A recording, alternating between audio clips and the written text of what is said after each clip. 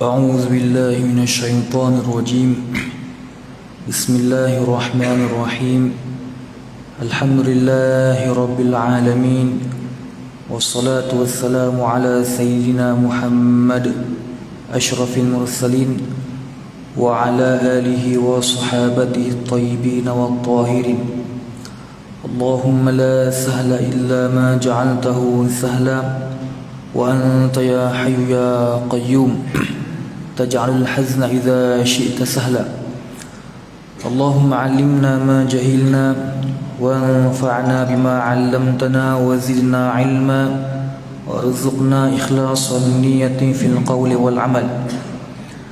Jadi sama-sama kita mohon daripada Allah Subhanahu wa taala supaya Allah Subhanahu wa taala mengurniakan kepada kita niat dan ikhlas dalam kita menghadiri kuliah maghrib pada malam ini. Moga-moga dengan keberkatan niat dan ikhlas Allah Subhanahu wa taala permudahkan urusan kita dunia dan akhirat. Amin ya rabbal alamin. Assalamualaikum warahmatullahi wabarakatuh.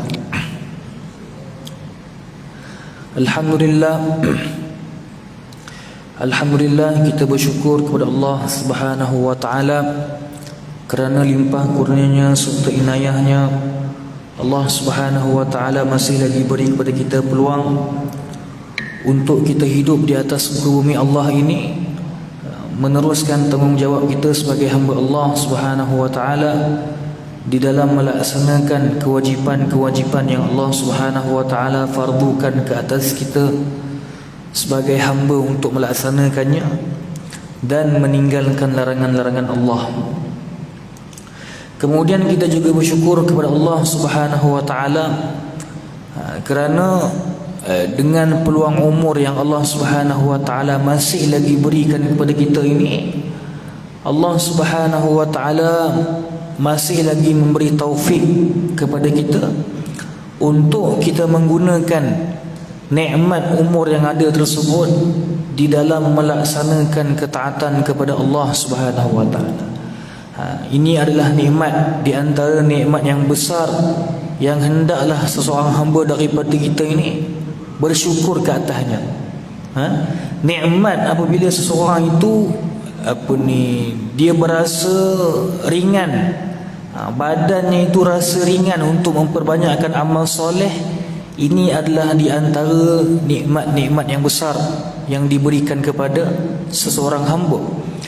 Kerana seseorang hamba daripada kita ini tidak akan mampu untuk melaksanakan ketaatan kepada Allah, tak mampu untuk solat, tak mampu untuk puasa, tak mampu untuk baca Quran, apa-apa juga ketaatan, walaupun ketaatan tersebut adalah sekecil-kecil perkara, dia tidak akan mampu untuk melaksanakannya melainkan dengan bantuan daripada Allah Subhanahu wa taala. Jadi sebab itu kita bersyukur kepada Allah ke atas nikmat ini. Dan kerana ramai manusia tidak dikurniakan kepadanya nikmat seperti ini. Bahkan kebanyakan manusia keadaan mereka itu seperti mana yang disabdakan oleh Nabi SAW, yang mana Nabi sebut ni'matani maghbunun fihima kathirun minan nas, as-sihhatu wal faragh, iaitu dua nikmat yang mana ramai manusia alpa terhadap dua nikmat ini, tidak menggunakan dua nikmat ini di dalam melaksanakan ketaatan kepada Allah, yang mana ianya adalah as-sihhatu wal faragh, nikmat kesihatan dan juga nikmat masa lapang. Jadi pada malam ini alhamdulillah Allah Subhanahu wa taala memberi kepada kita taufik untuk kita menggunakan nikmat masa lapang yang ada dan nikmat kesihatan yang ada di dalam melaksanakan ketaatan kepada Allah, yang mana ianya adalah menunaikan solat maghrib secara berjemaah dan mendengar perkongsian ilmu, insya-Allah. Muslimin muslimat dan dirahmati oleh Allah Subhanahu wa taala sekalian, Allah Subhanahu wa taala telah berfirman di dalam Quran, Al-mal wal banuna zinatul hayatid dunya wal baqiyatus salihatu khairun 'inda rabbika thawaban wa khairun amala. Di dalam ayat ini Allah Subhanahu wa taala menerangkan bahawasanya al-mal wal banun, yaitu harta dan anak-anak, yang mana harta dan anak-anak ini adalah di antara nikmat-nikmat dunia. Jadi kita melihat di dalam Quran, apakah yang telah Allah Subhanahu wa taala menyifatkan harta dan anak-anak ini dalam Quran. Allah berfirman dalam Quran, zinatul hayatid dunya, yaitu harta dan anak-anak ini hanyalah sekadar hiasan di dunia. Jadi maknanya tuan-tuan, apabila Allah Subhanahu wa taala menyifatkan harta dan anak-anak, yang mana harta dan anak-anak ini adalah di antara nikmat-nikmat dunia, Allah Subhanahu wa taala sifatkan keduanya sebagai perhiasan di dunia, maknanya ianya tidak kekal, bersifat tidak kekal. Harta dan anak-anak begitu juga, termasuk juga di dalamnya semua nikmat-nikmat dunia ini yang Allah Subhanahu wa taala berikan kepada hamba-hambanya di dunia ini.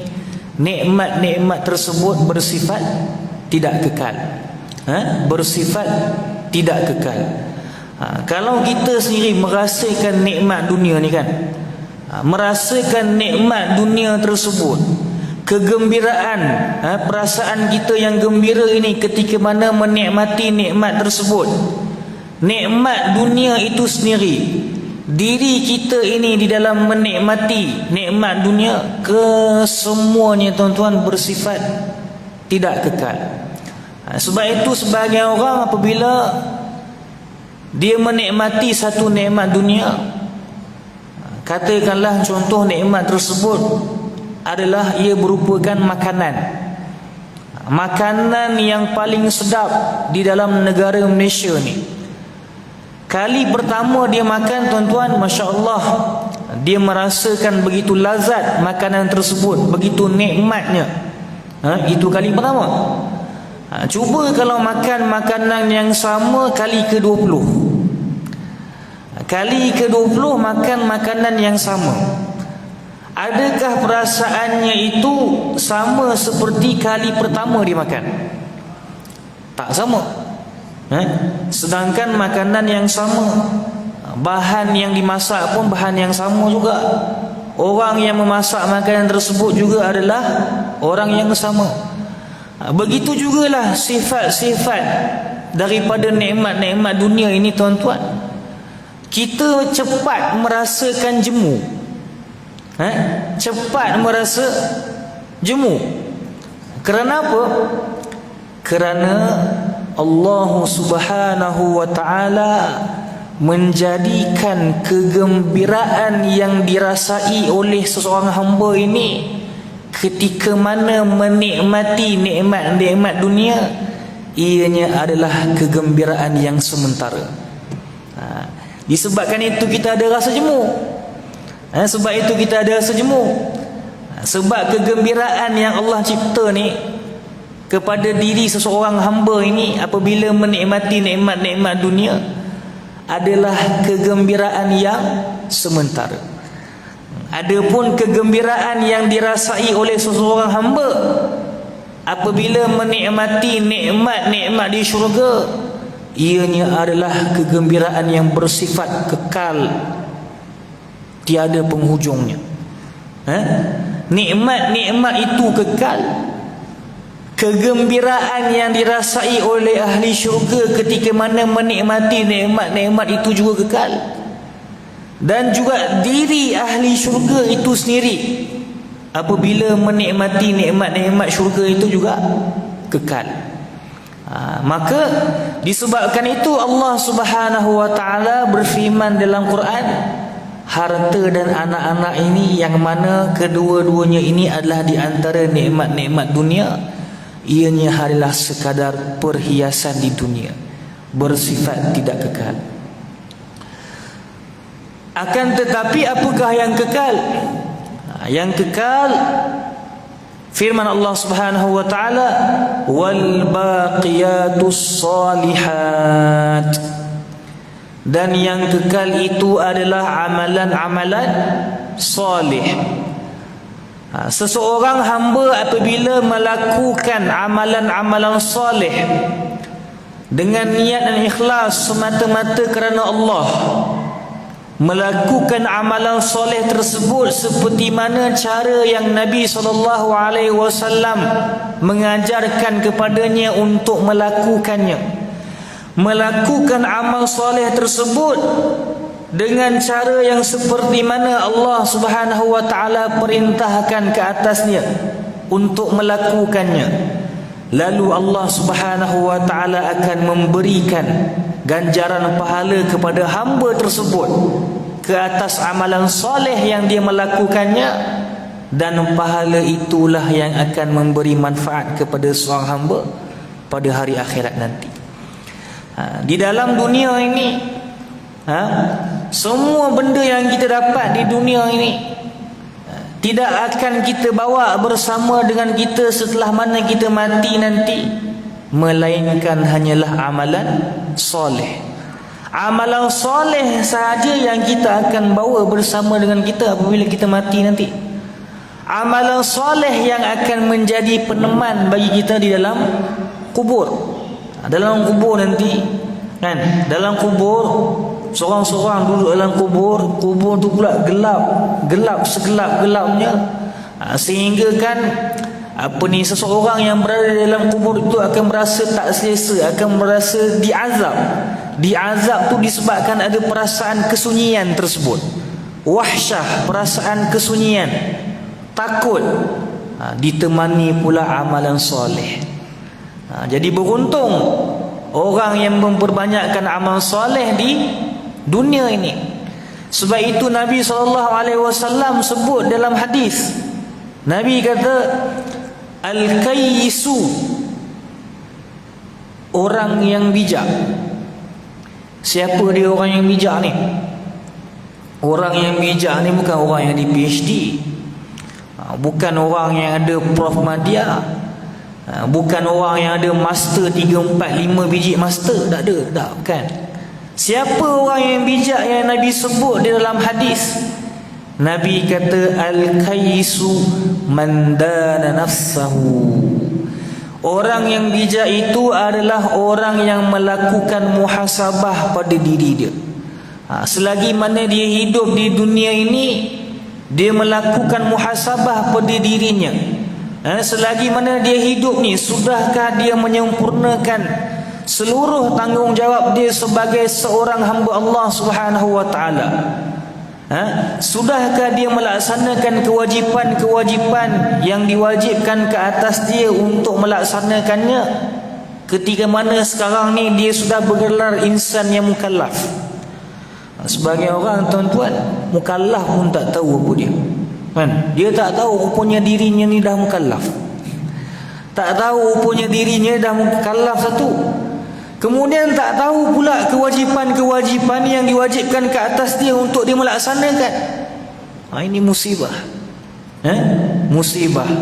Musibah daripada kejahilan. Tak tahu diri itu mukallaf satu.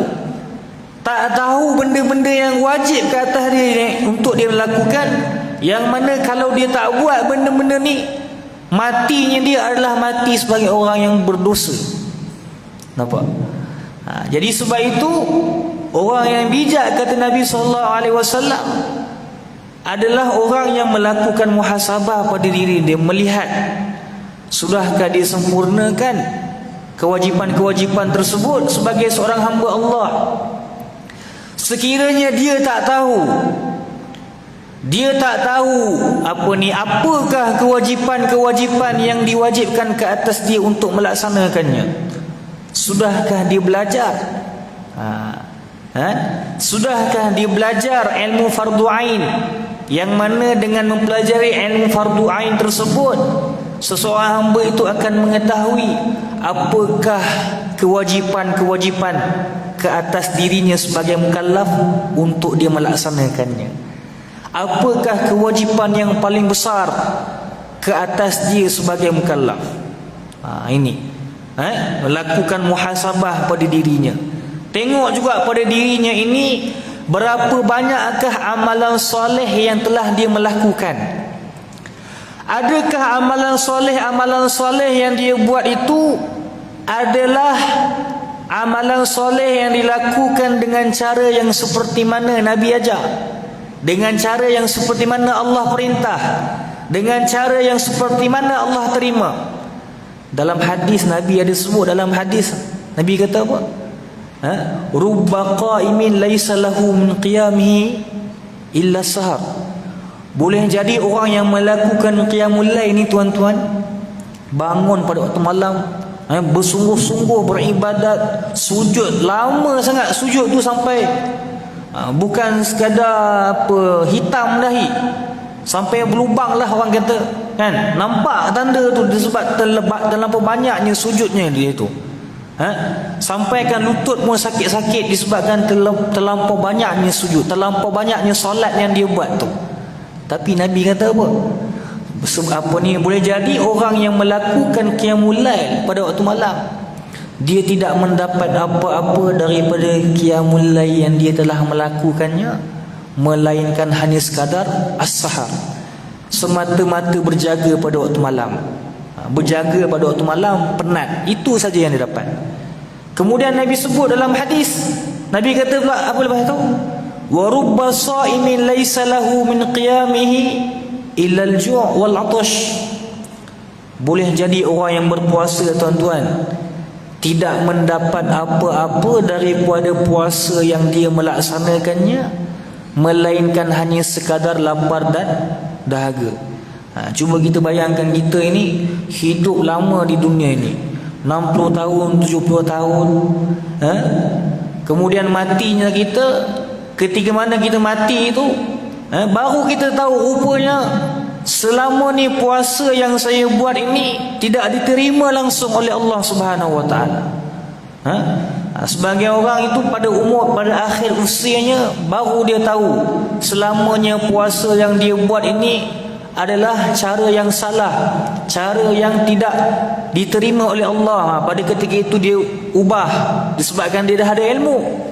Ini untung lagi.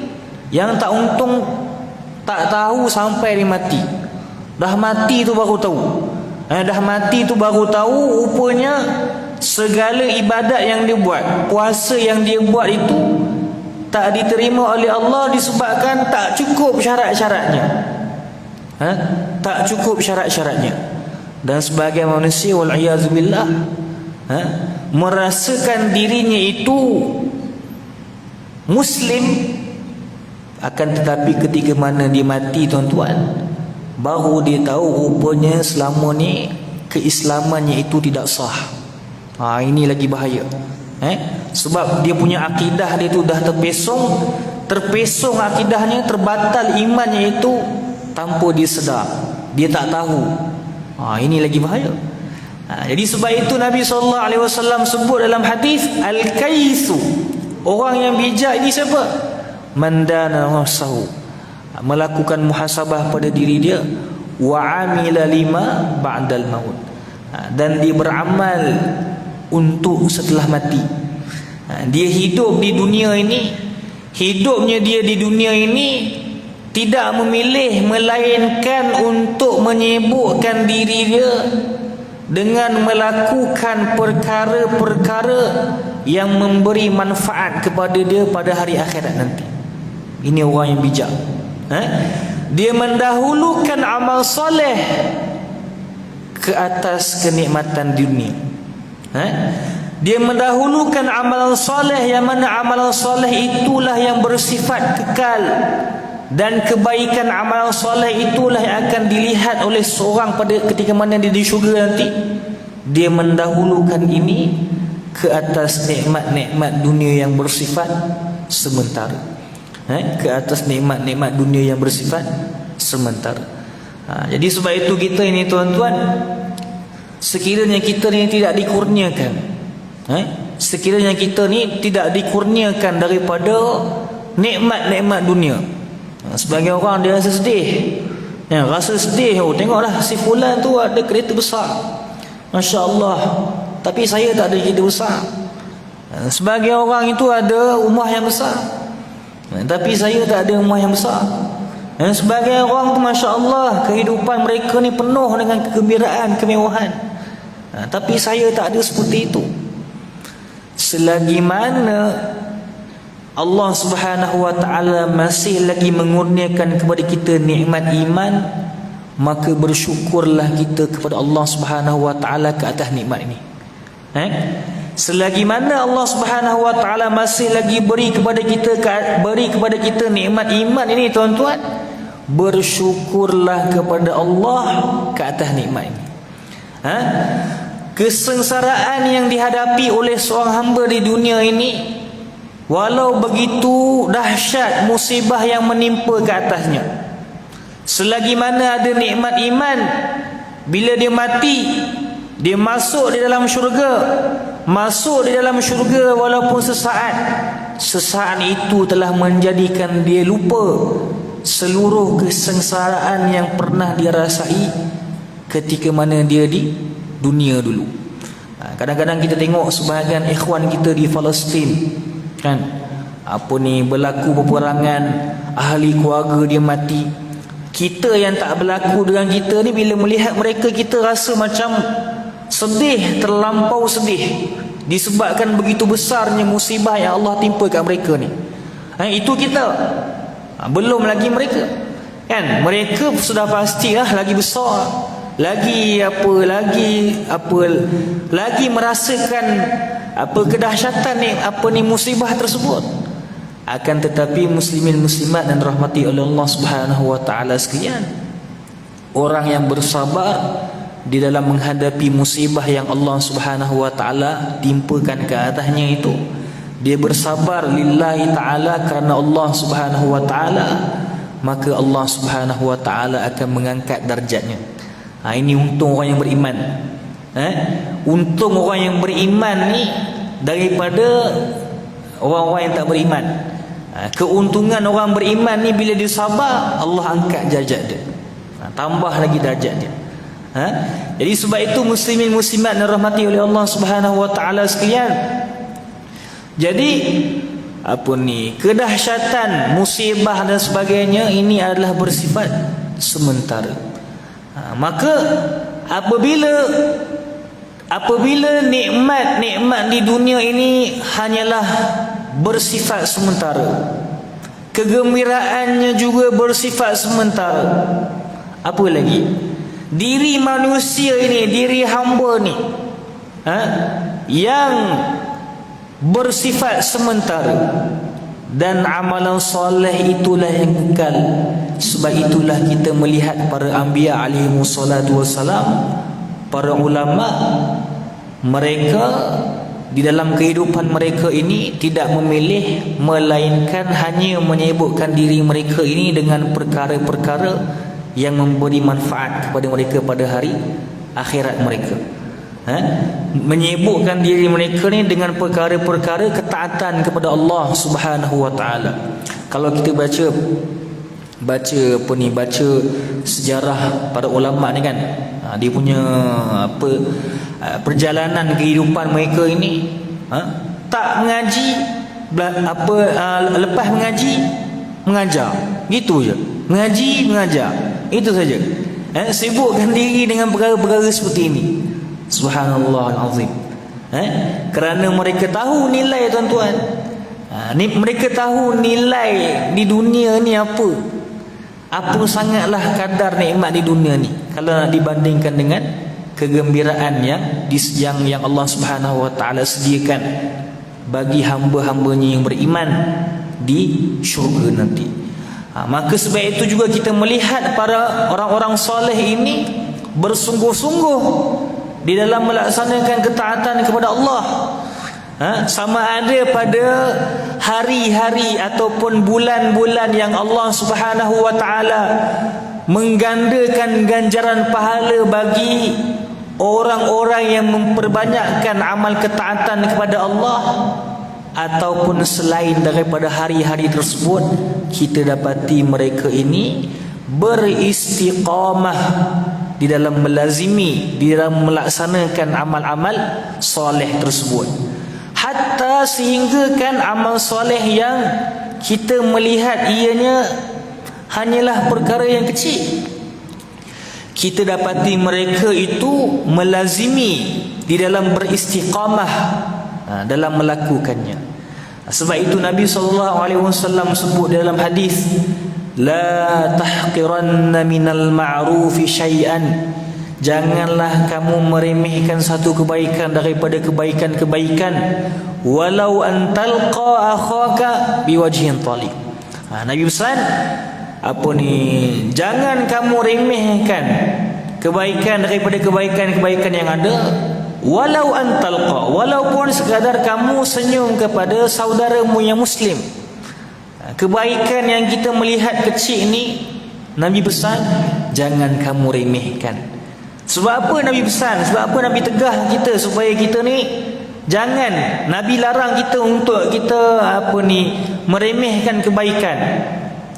Nabi sebut dalam hadis yang lain, Nabi kata ittaqun nar walau bisyiqqit tamr, jauhilah kalian daripada azab api neraka walaupun hanya dengan cara kalian memberi sedekah setengah daripada sebiji kurma.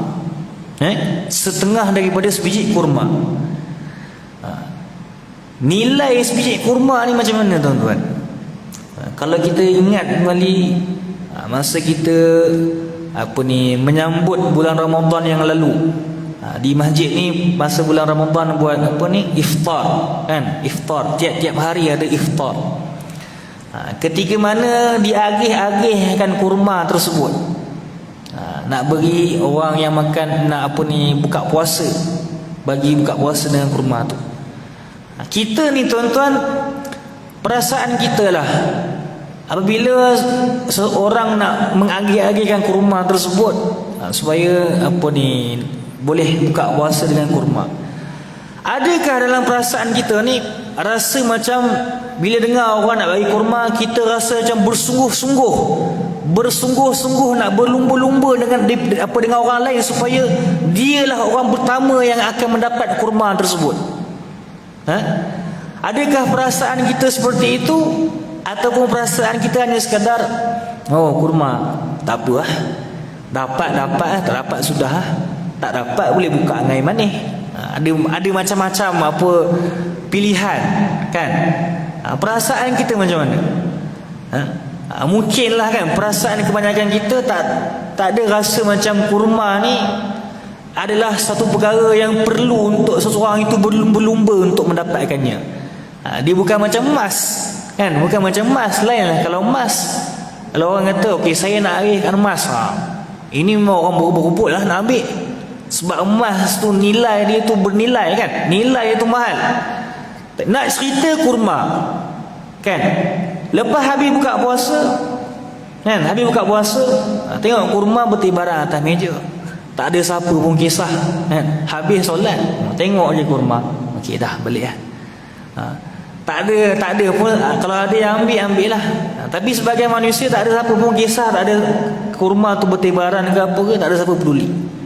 Nak cerita nilai kurma itu tuan-tuan, yang kita melihatnya, kita melihat nilai kurma ni seperti itu. Akan tetapi nilai kurma ini tuan-tuan, tengok apa Nabi sebut dalam hadis, ittaqun nar walau bisyiqqit tamr, jauhilah kalian daripada azab api neraka walaupun hanya sekadar kalian memberi sedekah. Nabi tak kata sebiji, Nabi kata setengah daripada sebiji kurma. Setengah daripada sebiji kurma, yang kita melihat kurma ni seolah macam bukanlah besar sangat nilainya, itu boleh menjadi sebab tuan-tuan, boleh menjadi sebab seseorang hamba itu Allah Subhanahu wa taala menyelamatkan dia daripada azab api neraka. Jadi sebab itu kita ini janganlah kita ini menjadi orang yang meremehkan kebaikan yang ada. Walaupun sekecil mana kebaikan tersebut, Jangan kita meremehkan, kerana kita tidak tahu kebaikan apakah yang telah kita melakukannya, yang mana kebaikan tersebut menjadi sebab Allah Subhanahu wa taala mengampunkan dosa kita dan memasukkan kita di dalam syurga Allah. Tengok kepada kisah perempuan yang penzina yang hidup pada zaman Bani Israel. Ini kisah ni masyhur. Ustaz-ustaz banyak cerita dekat kuliah. Saya rasa anak-anak kita pun tahu dah kisah ni kan. Jadi sekolah rendah, sekolah menengah memang orang ceritalah kisah ni. Jadi tapi kita lihat perempuan yang pelacur ni, penzina, melakukan zina, tuan-tuan. Dosa besar zina ni, bukan dosa kecil, dosa besar. Akan tetapi kebaikan yang dia buat hanyalah sekadar memberi anjing minum. Disebabkan kebaikan yang kecil itu, tuan-tuan, Allah Subhanahu wa taala mengampunkan dosa dia, lalu memasukkan dia ke dalam syurga Allah Subhanahu wa taala. Nampak? Kebaikan yang sedikit itu boleh menjadi sebab boleh menjadi sebab Allah Subhanahu wa taala memberi kepada kita ganjaran yang besar. Ganjaran besar. Kerana Allah Subhanahu wa taala, Tuhan kita ni Maha memberi. Maha memberi. Maha merahmati siapa saja daripada kalangan hamba-hambanya yang beriman kepada Allah Subhanahu wa taala. Hatta orang yang melakukan maksiat sekalipun, dia mati tak sempat bertaubat kepada Allah, selagi mana masih ada iman di dalam hatinya, dia ini di bawah kehendak Allah. Sekiranya Allah Subhanahu wa taala mahu mengampunkan dia, berkehendak untuk mengampunkannya, maka Allah mengampunkan dia. Sekiranya Allah Subhanahu wa taala berkehendak untuk mengazab dia, maka Allah Subhanahu wa taala mengazabkan dia. Jadi sebab itu, tuan-tuan, seseorang daripada kita ini perlu bermujahadah di dalam beristiqamah dalam melakukan ketaatan kepada Allah. Walaupun perkara kebaikan itu adalah perkara yang kecil, janganlah kita meremehkannya. Jangan kita meremehkan kebaikan tersebut. Muslimin muslimat yang dirahmati oleh Allah Subhanahu wa taala sekalian, seseorang hamba daripada kita ini tidak lain tidak bukan apabila dia melakukan ibadah, beristiqamah di dalam melakukan ibadah, bersungguh-sungguh memperbanyakkan ketaatan kepada Allah Subhanahu wa taala, tidak lain tidak bukan dia mengharapkan apa? Mengharapkan redha daripada Allah, kan? Bila dia melaksanakan ibadah, dia melaksanakan kewajipan yang Allah Subhanahu wa taala perintahkan. Allah perintah untuk solat, perintah untuk puasa. Allah perintah juga untuk kita ni jauhkan diri daripada azab api neraka. Kenapa kita melaksanakan? Kenapa? Iaitu kita melaksanakannya adalah kerana kita ingin menjadi hamba yang diredai oleh Allah Subhanahu wa taala. Kita mengejar redha Allah Subhanahu wa taala, mengharapkan pengampunan daripada Allah, mengharapkan rahmat daripada Allah. Maka sebab itu kita ni bersungguh-sungguh di dalam melakukan amal soleh, bersungguh-sungguh melakukan qiyamul lail dan sebagainya, mengharapkan rahmat daripada Allah Subhanahu wa taala.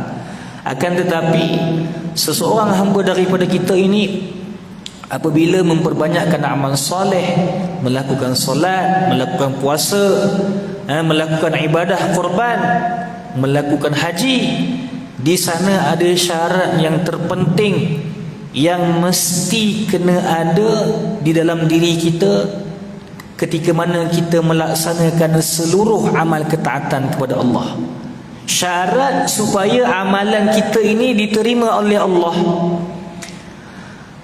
Apakah dia syarat tersebut? Allah Subhanahu wa taala berfirman dalam Quran, "Wa man ya'mal minas salihati min dzakarin aw unsa wa huwa mu'min fa ulaika yadkhulunal jannah wa la yuzlamuna naqira."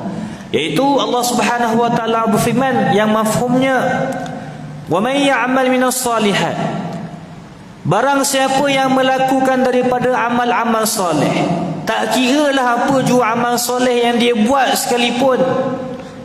Siapa yang melakukan amal soleh min zakarin aw untha, sama ada yang melakukan itu daripada kalangan laki-laki ataupun perempuan, wa huwa mu'min, dan dia melakukan amal soleh tersebut dalam keadaan dia beriman kepada Allah. Ini merupakan syarat. Kemudian Allah berfirman, faulaika yadkhulunal jannah. Ulaika yakni mereka. Siapa dia mereka itu? Mereka itu adalah mereka yang melakukan amal soleh disertakan dengan keimanan kepada Allah. Yadkhulunal jannah, maka mereka ini masuk di dalam syurga. Wala yuzlamuna naqira. Mereka ini tidak akan mereka ini akan diberi ganjaran pahala ke atas amalan soleh yang telah mereka lakukan, walaupun amalan soleh tersebut, dia punya nilai amalan soleh tersebut hanyalah seperti sebesar lubang yang ada di bahagian atas buah kurma. Kecil, terlampau kecil. Amalan soleh yang itu sekalipun kita buat, Allah Ta'ala akan beri ganjaran pahala. Tapi syaratnya apa? Mesti kena ada iman. Iman itu penting. Tak ada iman, maka sia-sialah amal soleh yang kita lakukan. Jadi iman itu adalah syarat. Beriman kepada Allah dengan makna beriman Allah Subhanahu Wa Ta'ala ini ada, wujudnya Allah, dan Allah Subhanahu Wa Ta'ala ini tak sama dengan makhluk macam kita, kan? Allah Subhanahu Wa Ta'ala ni menciptakan kita makhluk ni bertempat. Sekarang ni kita ada dalam masjid Kota Damansara. Sebagian orang ada di rumah, sebagian orang ada di kedai, sebagian orang ada di restoran. Semuanya bertempat makhluk ni. Allah Subhanahu Wa Ta'ala Tuhan yang mencipta kita tak sama dengan makhluk. Kemudian wujudnya makhluk ini, Allah Subhanahu Wa Ta'ala cipta makhluk ini, wujudnya makhluk diliputi dengan arah yang 6, atas, bawah, depan, belakang, kiri, kanan.